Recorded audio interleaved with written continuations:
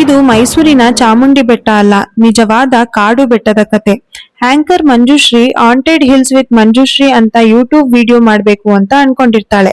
ತಕ್ಷಣ ತನ್ನ ಸ್ನೇಹಿತರಾದ ಸುನಿಲ್ ಮತ್ತು ರಘುಗೆ ಕಾನ್ಫರೆನ್ಸ್ ಕಾಲ್ ಮಾಡಿ, ಒಂದು ವಿಚಿತ್ರ ನಡೆಯುವ ಬೆಟ್ಟ ಇದೆಯಂತೆ.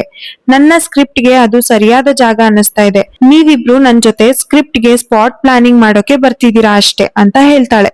ಸುನಿಲ್ ಮತ್ತೆ ರಘು, ಏನು ನಿನಗೆ ನಾವೇ ನೆನ್ಪಾದ್ವಾ, ಬೇರೆ ಯಾರು ನೆನ್ಪಾಗ್ಲಿಲ್ವಾ? ಆ ವಿಚಿತ್ರವಾದ ಬೆಟ್ಟಕ್ಕೆ ಕರ್ಕೊಂಡು ಹೋಗ್ಬೇಕಾ ನಮ್ನ ಸಾಯಿಸ್ಬೇಕು ಅಂತಾನೆ ಪ್ಲಾನ್ ಮಾಡಿದ್ಯಾ ಅನಿಸುತ್ತೆ ಅಂತ ಹೇಳ್ತಾರೆ. ಆಗ ಮಂಜುಶ್ರೀ, ನಾನೇ ಧೈರ್ಯವಾಗಿ ಹೋಗ್ತಾ ಇಲ್ವಾ, ನೀವೇನ್ ಎದುರು ಪುಕ್ಳುಗಳ ತರ ಎದುರ್ಕೋತಿರಲ್ಲ ಅಂತ ಹೇಳ್ತಾಳೆ. ನಾಳೆ ಬೆಳಗ್ಗೆ ಬೇಗ ಮೈಸೂರಿಂದ ಹೊರಟ್ರೆ ಮಧ್ಯಾಹ್ನಕ್ಕೆಲ್ಲ ನಾವು ಆ ಜಾಗದಲ್ಲಿ ಇರ್ತೀವಿ ಅಂತ ಹೇಳಿ ಕಾಲ್ ಕಟ್ ಮಾಡ್ತಾಳೆ.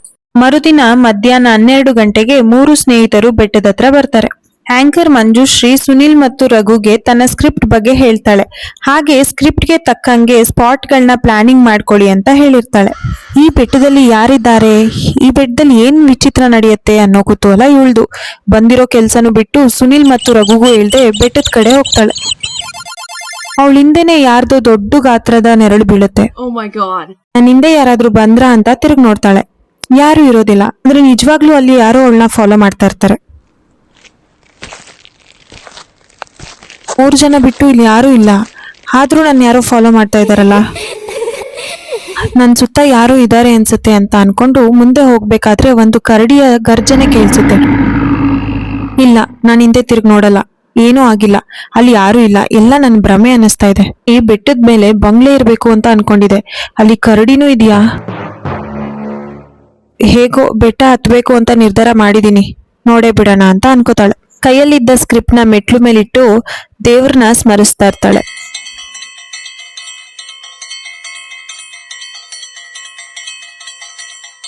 ದೇವ್ರ ನನ್ ಜೊತೆ ಇರ್ತಾನೆ, ಏನಾಗಲ್ಲ, ಧೈರ್ಯ ಮಾಡಿ ಕೈ ಮುಗ್ದು ತಾನಿಟ್ಟಿದ್ದ ಸ್ಕ್ರಿಪ್ಟ್ ನ ತಗೊಳೋಕೆ ಅಂತ ಹೋಗ್ತಾಳೆ.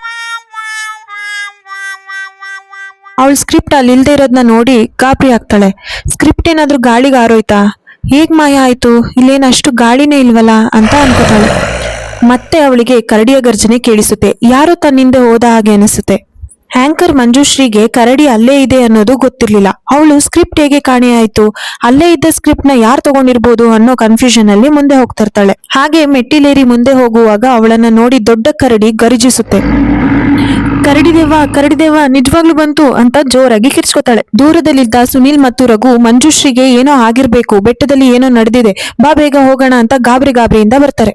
ಹೊಟ್ಟೆ ಉಣ್ಣಾಗುವಷ್ಟು ನಗೋಕೆ ಶುರು ಮಾಡ್ತಾರೆ. ಆಗ ಮಂಜುಶ್ರೀ, ಯಾಕೆ ನಗ್ತಿದ್ದೀರಾ ಇಬ್ರು, ನನಗೆ ಜೀವನೇ ಬಾಯಿಗೆ ಬಂದಿತ್ತು ಗೊತ್ತಾ ಹೇಳಿ ಕರಡಿ ಕೈಯಲ್ಲಿದ್ದ ಸ್ಕ್ರಿಪ್ಟ್ ನ ಕಿತ್ಕೊಂಡು ಮುಂದೆ ಹೋಗ್ತಾಳೆ. ಆಂಕರ್ ಮಂಜುಶ್ರೀಗೆ ಇಷ್ಟೊತ್ತು ಎದುರಿಸಿದ್ದು ಪ್ರ್ಯಾಂಕ್ ಮಾಡಿದ್ದು ನಿಜವಾದ ಕರಡಿ ಆಗಿರ್ಲಿಲ್ಲ, ಕರಡಿ ವೇಷಧಾರಿಯಾಗಿದ್ದ ಒಬ್ಬ ಮನುಷ್ಯ. ಮುಂದೆ ಹೋಗ್ತಿದ್ದ ಆಂಕರ್ಗೆ ಕರಡಿ, ನಮ್ಮನ್ನ ನೋಡ್ಲಿಕ್ಕೆ ನೀವು ಬಂದಿದ್ದೀರಿ, ನಿಮ್ಮನ್ನ ನೋಡ್ಲಿಕ್ಕೆ ನಾವು ಬರ್ಬಾರ್ದಾ ಅಂತ ಕಾಮಿಡಿ ಬಂಚ್ ಬೇರೆ ಕೊಡ್ತು. ಸಾರಿ ಮೇಡಮ್ ಅವರೇ, ಬರ್ಡೇ ಪಾರ್ಟಿ ಮುಗಿಸ್ಕೊಂಡು ಬರ್ತಿದ್ದೆ, ನಿಮ್ಮನ್ನೆಲ್ಲ ನೋಡ್ದೆ, ನೀವೆಲ್ಲ ಯಾಕೆ ಬಂದಿರ್ಬೋದು ಅನ್ನೋ ಕುತೂಹಲದಲ್ಲಿ ನಿಮ್ಮಿಂದೇನೆ ಬಂದೆ.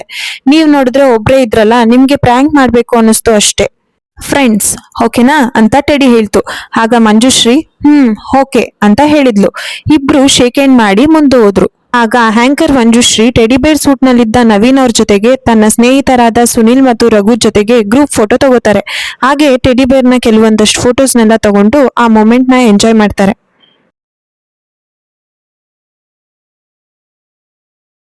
ಈ ಟೆಡಿಬೇರ್ ನನ್ನ ಯೂಟ್ಯೂಬ್ ವಿಡಿಯೋಗೆ ಲಕ್ಕಿ ಚಾಮ್ ಅಂತ ಮಂಜುಶ್ರೀ ಅನ್ಕೋತಾಳೆ. ತನ್ನ ಯೂಟ್ಯೂಬ್ ಪಾಡ್ಕಾಸ್ಟ್ ಚಾನೆಲ್ಗೆ ಫಸ್ಟ್ ಗೆಸ್ಟ್ ಇವರೇ ಆಗಿರ್ಬೇಕು ಅಂತ ಡಿಸೈಡ್ ಮಾಡಿ ಅವ್ರನ್ನೇ ಇಂಟರ್ವ್ಯೂ ಮಾಡ್ತಾಳೆ.